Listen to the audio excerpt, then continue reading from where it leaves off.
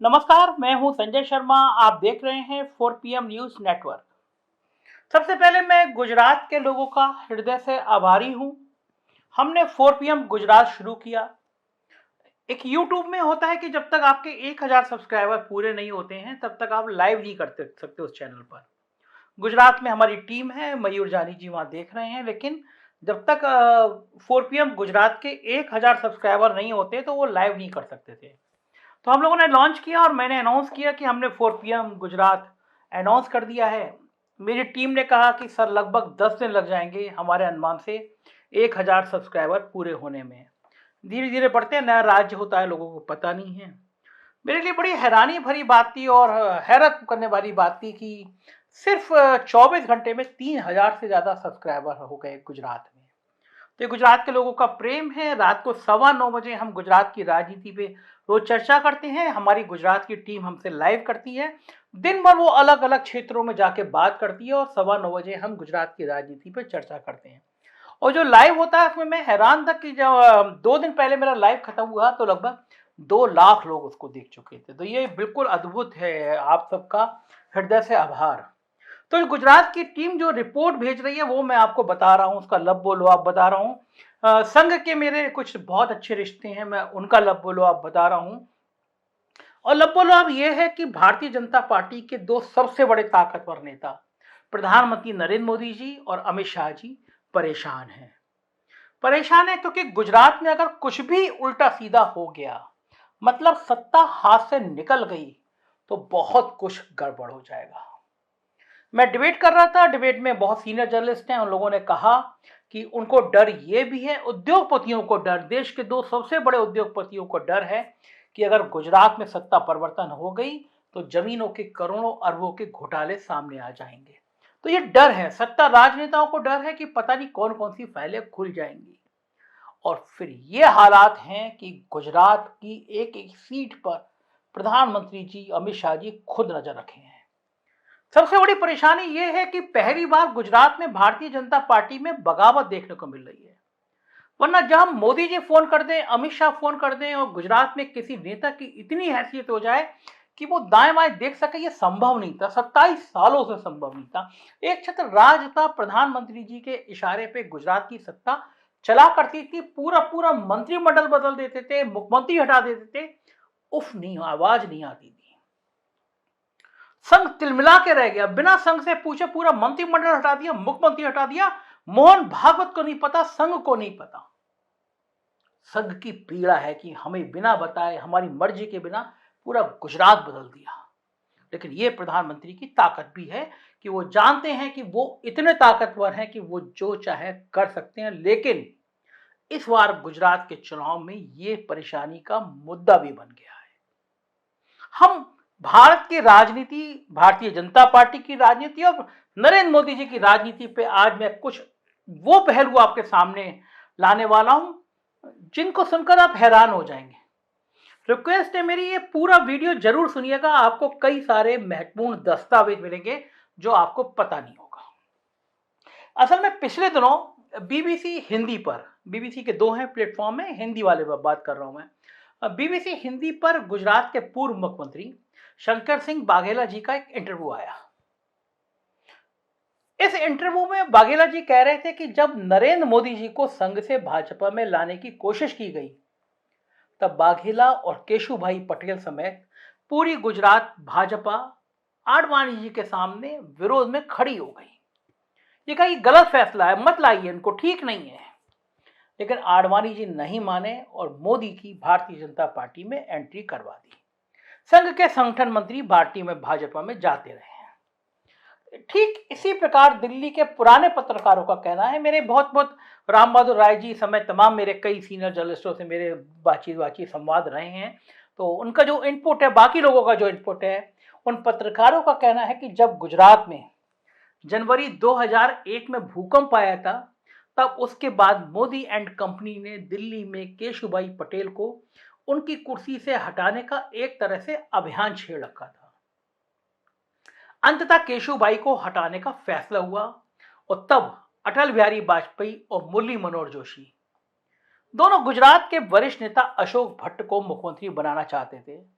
इन दोनों की राय को दरकिनार करके आडवाणी जी और पार्टी के अध्यक्ष जना कृष्णमूर्ति ने दिल्ली के भारतीय जनता पार्टी कार्यालय में बतौर महासचिव निर्वासित जिंदगी बिता रहे एक और मुख्यमंत्री बनने के लिए तगड़ी लॉबिंग कर रहे नरेंद्र मोदी जी को मुख्यमंत्री बनाकर गुजरात भेज दिया। और इसी के साथ केशु भाई के विश्वस्त भारतीय जनता पार्टी के नेता, या मैं यूं कहूं कि पर्दे के पीछे से पूरी गुजरात भाजपा के संगठन और सरकार को चला रहे संजय जोशी को दिल्ली में राष्ट्रीय संगठन मंत्री बनाकर लाया गया।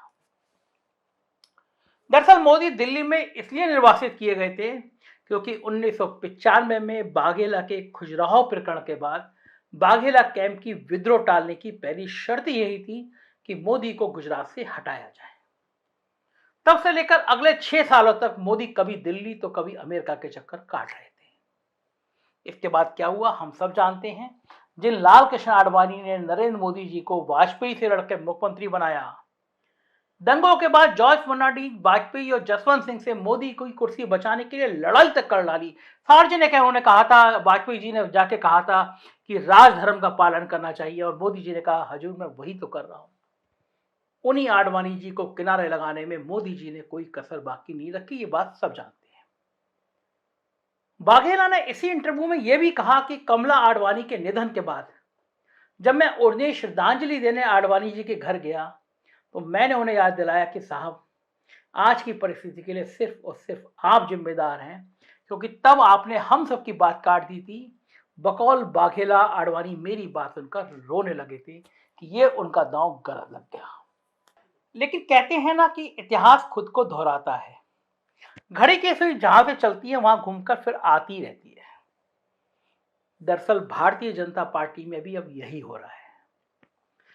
आडवाणी जी की परिस्थिति ने उन्हें डिप्टी प्राइम मिनिस्टर के पद तक तो पहुंचा दिया, लेकिन मोदी जी की किस्मत ने उन्हें प्रधानमंत्री का पद नसीब करा दिया, जो शायद आडवाणी के नसीब में नहीं था। और फिर उसके बाद मोदी जी एक के बाद एक सीढ़ियां चढ़ते चले गए। वैसे भी प्रधानमंत्री बनने में नसीब के योगदान को भी नकारा नहीं जा सकता, ये मोदी जी को देखकर कोई भी कह देगा। कौन जानता था कि शास्त्री जी की मृत्यु के बाद मोरारजी देसाई, यशवंतराव चौहान, एस.के. पाटिल, के कामराज जैसे दिग्गजों की जगह कांग्रेस का सिंडिकेट देवानंद और राम मनोहर लोहिया के शब्दों में गूंगी गुड़िया के नाम से मशहूर सूचना प्रसारण मंत्री इंदिरा गांधी को प्रधानमंत्री बनवा देगा। यह है नसीब। कौन जानता था कि बीच चुनाव में राजीव गांधी की हत्या हो जाएगी और ताज पीवी नरसिंह राव के सिर पर सज जाएगा। कौन जानता था कि विश्वनाथ प्रताप सिंह और ज्योति बसु के मना करने के बाद देवगौड़ा और गुजराल की लॉटरी लग जाएगी। यह है तकदीर। कौन जानता था कि सोनिया गांधी के त्याग के बाद अर्जुन सिंह और प्रणब मुखर्जी ताकते रह जाएंगे और ताज मनमोहन सिंह के सिर पर सजा दिया जाएगा। यह है तकदीर। और इसी तरह कौन जानता था कि प्रमोद महाजन को उनके भाई के द्वारा गोली मार दी जाएगी और उसके बाद भारतीय जनता पार्टी के सामने ऐसा आर्थिक संकट खड़ा हो जाएगा जिसमें गुजरात लॉबी और मोदी के सामने पूरी पार्टी को झुककर उन्हें नेता स्वीकार करना पड़ेगा। वरना याद कीजिए, इन्हीं नरेंद्र मोदी को 2007 में बतौर पार्टी अध्यक्ष अपने पहले कार्यकाल में राजनाथ सिंह ने पार्टी के संसदीय बोर्ड से निकालकर बाहर कर दिया था। मगर 6 साल बाद घड़ी की सुई ऐसी घूमी कि इन्हीं राजनाथ सिंह को अपने दूसरे कार्यकाल में अपने हाथ से मोदी जी की ताजपोशी की घोषणा करनी पड़ी। पर अब फिर हालात पलटते दिख रहे हैं, क्योंकि मोदी और उनके टेस्टेड सेकंड इन कमान अमित शाह अपने गृह राज गुजरात में बुरी तरह उलझ गए हैं। ना तो बागी मैनेज हो पा रहे हैं और ना ही संघ मैनेज हो पा रहा, और ना ही वोटर अब हिंदुत्व की कांट की हांडी को दोबारा मौका देने को तैयार दिख रहे हैं। नोटबंदी और जीएसटी की सबसे बड़ी मार बिजनेस प्रधान राज्य गुजरात के छोटे व्यवसायों और आम लोगों पर पड़ी है। इसके अलावा पार्टी में भी लोगों के जुबान खोलने का सिलसिला शुरू हो गया है। उपचुनाव में हार का ठीकरा हिमाचल के मुख्यमंत्री जयराम ठाकुर ने सीधे सीधे मीडिया में आके पार्टी के केंद्रीय नेतृत्व फोड़ दिया था। कह दिया था कि ये सब केंद्रीय नीतियां हैं, केंद्र की पॉलिसियां, इनकी वजह से लोग नाराज हैं। धारा 370 के मामले में सबसे बड़े मोहरा बने सतपाल मलिक लगातार प्रधानमंत्री के खिलाफ बोल रहे हैं। नितिन गडकरी की जबान बिल्कुल वैसे ही खुल रही है जैसे कांग्रेस के नेता गुलाम नबी आजाद की जबान खुल रही थी। राजनाथ सिंह अपना दर्द लखनऊ के प्रोग्राम में मोदी जी के मुंह पर बयान कर जाते हैं कि मुझे तो देरी से सूचना मिली। मोहन भागवत कांग्रेस की मजबूती को लोकतंत्र के लिए जरूरी बताने लगते हैं। और इन सब के बीच खान मार्केट गैंग, जिसे ब्यूरोक्रेट और इंटेलेक्चुअल का दिल्ली ग्रुप कहकर मजाक उड़ाया जाता था, मोदी जी मजाक उड़ाते थे, खुद Modi ji Khan market gang, R K. Singh, Ajit Doval, Ashwini Vaishnaw, Hardeep Puri, L Jaishankar के इन सब के इन जैसे ब्यूरोक्रेट के चंगुल में फंस जाते हैं। स्वाभाविक है कि संघ की पृष्ठभूमि से निकली भाजपा के कार्यकर्ता अब इसे सहन करने की स्थिति में नहीं है।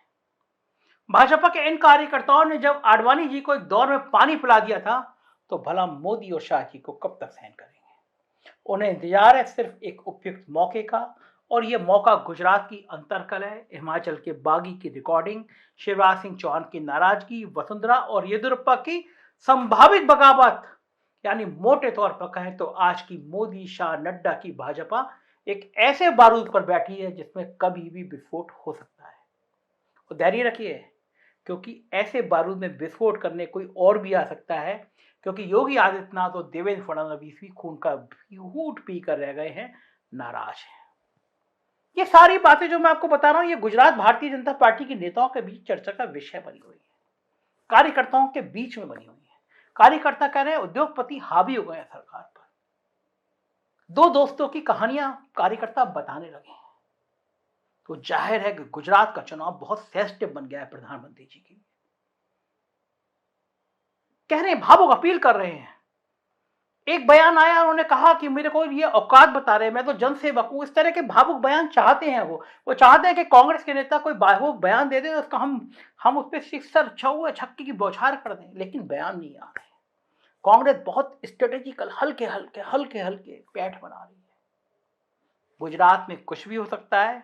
हम आपको गुजरात की ग्राउंड रिपोर्टिंग बताते रहेंगे। 4 PM गुजरात आप लोगों देख रहे हैं, इसको सब्सक्राइब करिए। गुजरात के स्पॉट से रिपोर्टिंग आपको मिलती रहेगी। उत्तर प्रदेश की खबरें देखना हो तो 4 PM यूपी, और बिहार की खबरें देखना हो तो 4 PM बिहार सब्सक्राइब करिएगा। यह आपका अपना चैनल है, गोदी मीडिया नहीं है। जो सच होगा यहाँ बताया जाएगा। तो प्यार देते रहिए, प्यार लेते रहिए। शुक्रिया, थैंक यू।